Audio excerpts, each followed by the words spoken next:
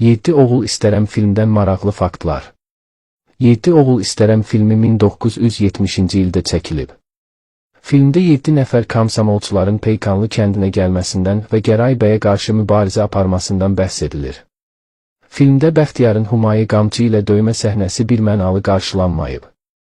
Həsən Məmmədov deyir ki, mən şəhərə çıxanda mənə dedilər ki, ayıb olsun sənə adam qadına əl qaldırmaz, mənə dedilər, sən bu səhnəyə çəkilməzdin.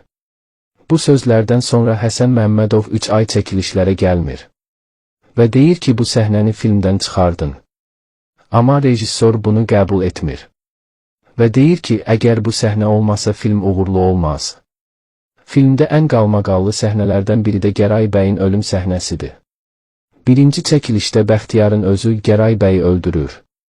Amma Moskvada şura bu səhnəni çıxarır. Onlar deyir ki, xanlar, bəylər çox vaxt təslim olmurdular. Özlərinə intihar edirlər.